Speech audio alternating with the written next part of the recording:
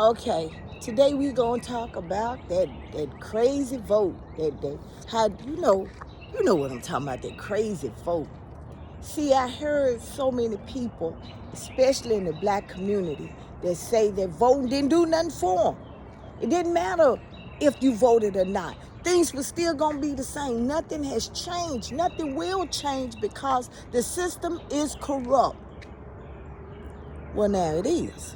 It is corrupt. So, what do you do when a system that you've been claiming is corrupt finally is corrupt? Do you sit by and allow it to happen? Because see, back then when the system was corrupt, you still had a chance. But now that chance is gone. So where do you go now? We're going to rewind some things. We're going to rewind. Remember when Ice Cube told everybody, don't you make nobody make you feel like you got to vote because somebody died for it. That was back then.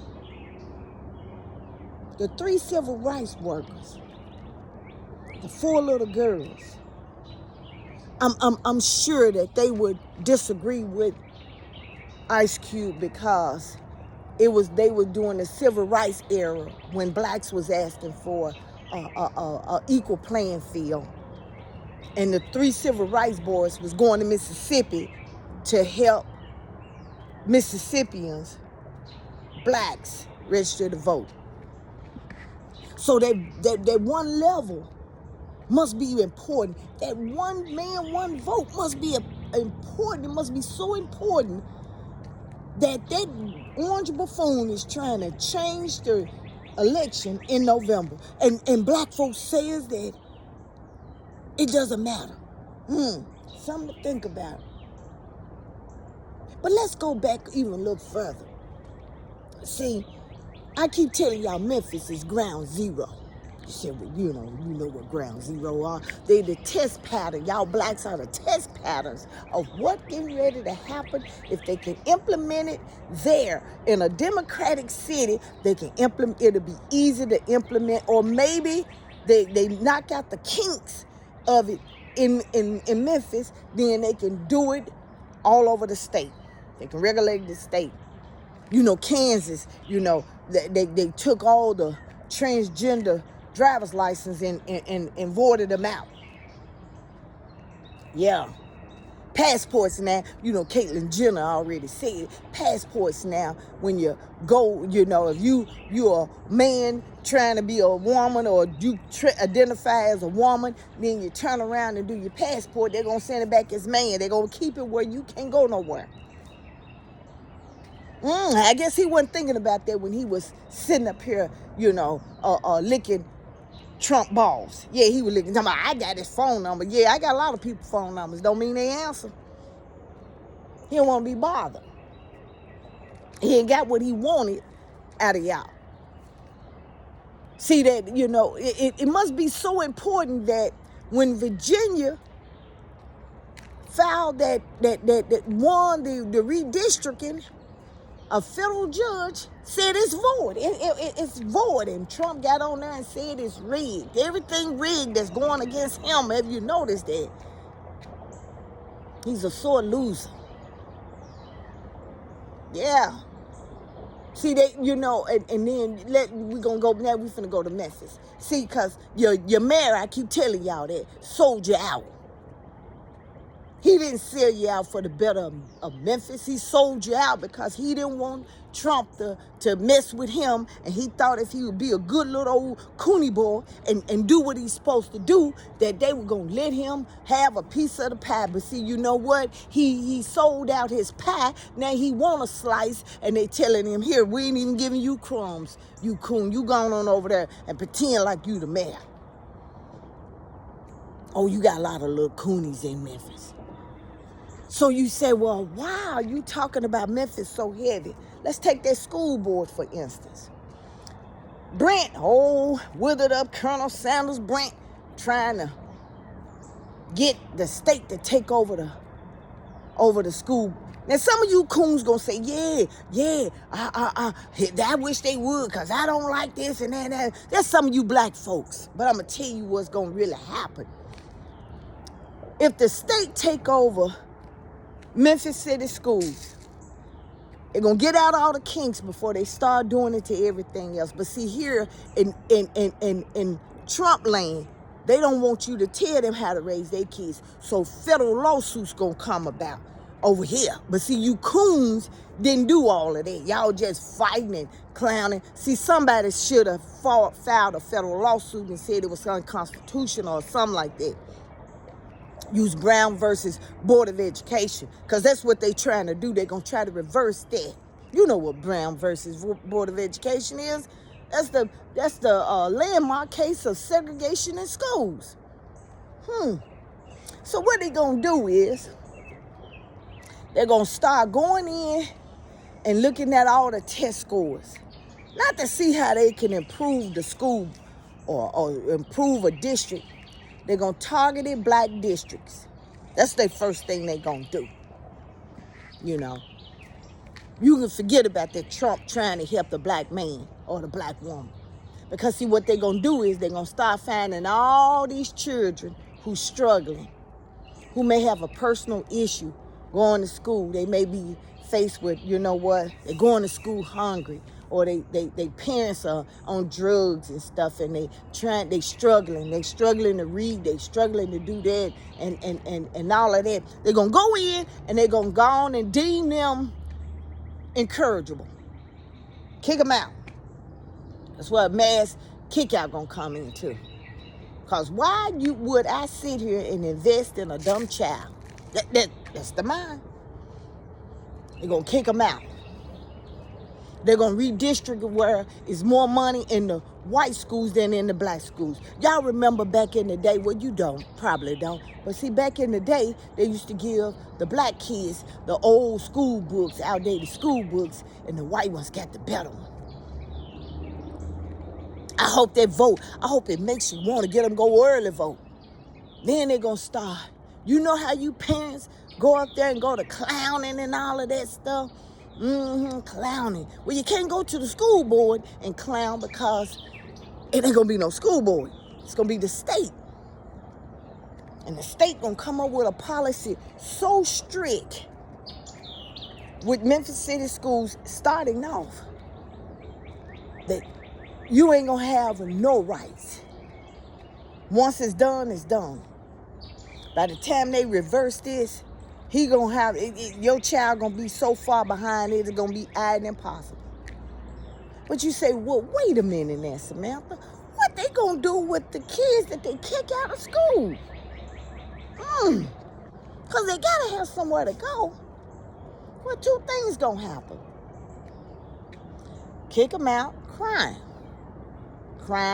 jail. So see, they ain't fault the jail, especially state. They ain't, because that's a violation, because they're in the custody of the state or federal. So you say, how do you bring back slavery without actually saying slavery? Well, if your child is kicked out of school, can't get a job, don't have a diploma, they cutting out the GED program. They doing all of that. Where is he gonna go? See, that's control. Well, these farmers need some people in their field. Let's get them to work. They finna start bringing back the penal system. You know what the penal farm in Shelby County, where they used to go out there and make them inmates work like a dog. They finna bring that back. Please don't think that they finna let everybody in jail just sit around and do nothing while we out here. They getting it all together, man. Because they look at it, especially in Shelby County, more black men are incarcerated. More black men got criminal records. And the women ain't far behind. Them birds sound so good down there. But yeah.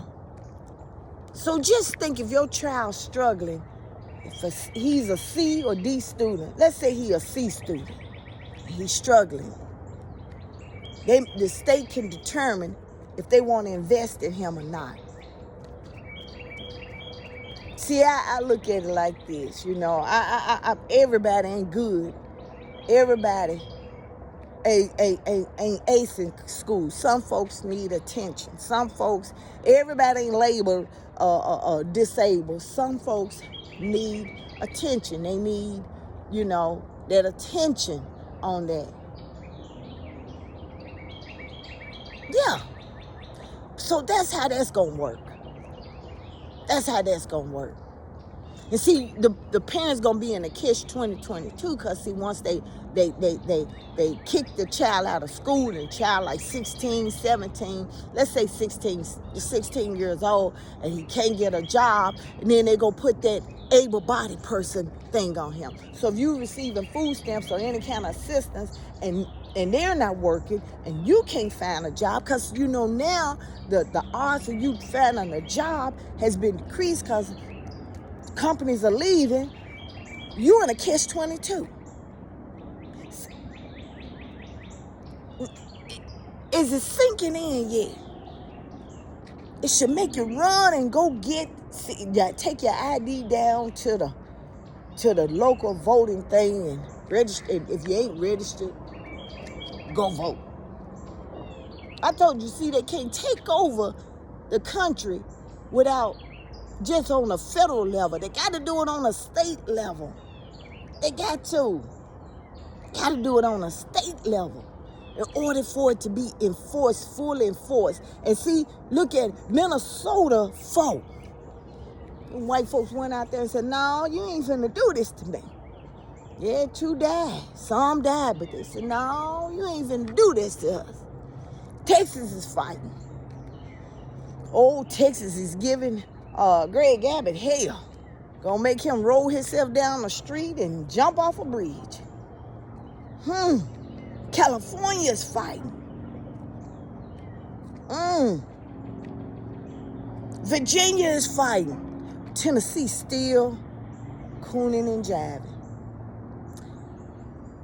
I get it. I really get it. Black folks here, it's hard to change because you know what? Because black folks here, most black people in Tennessee ain't never had something of authority where they be responsible for, and they don't know how to act. They don't take that responsibility as a major responsibility. They take it as access for them. What's in it for me? And by the wayside, we end up paying for it. We don't think about the other person. We think about us. And that's what Paul Young did. He's a young black mayor of a major city. And he could have made changes just like Mudani did in New York. But now instead, it was easy and convenient for him to let the state come in because he thought they were coming in from the front door and they came in through the back and in the windows. And now y'all fighting off the enemy when he's coming in on all sides. Now he want to be the one to say, wait a minute. I didn't mean it that way, y'all. Yes, he did. They didn't tell him the plan, but they told him enough for him to want to get in on it. They told him what just like what Trump has done, what he wanted to hear. I think that's how the devil works. He tell you what you want to hear and make you happy. Then when he get in your house, he shows a different color. So for those of you who has not decided to vote, who still walking around here taking photoshops of your good life in Memphis and you doing all this and stuff, you need to think about it. Because these midterm elections that people are so adamant about are real. And if Trump didn't think it was not real, he wouldn't give a damn about these elections. But he knows that this midterm is going to affect everything that's around. Here, Everybody is sounding off alarm bells and everything. And it's sad that all the alarm bells are done. Black folks are still out in the field dancing and hopping along instead of saying, wait a minute, hold up, wait a minute. This election can be the end of me. Still thinking, oh, God got me regardless of that. God got, I don't care who president, God got me. Well, we gonna see about that. Cause I'm gonna give you a little tip in Israel. You know when God left the people, the Jews in the wilderness for 40 years, he didn't say, well, let me see now. Shirley didn't do it, but Kathy did. But Mark might have done it, but no, he said all of them gonna suffer. You still think? Now go and think. Who's the uneducated? The one that don't go vote? Or the one that knows that voting is powerful, but still choose not to do it?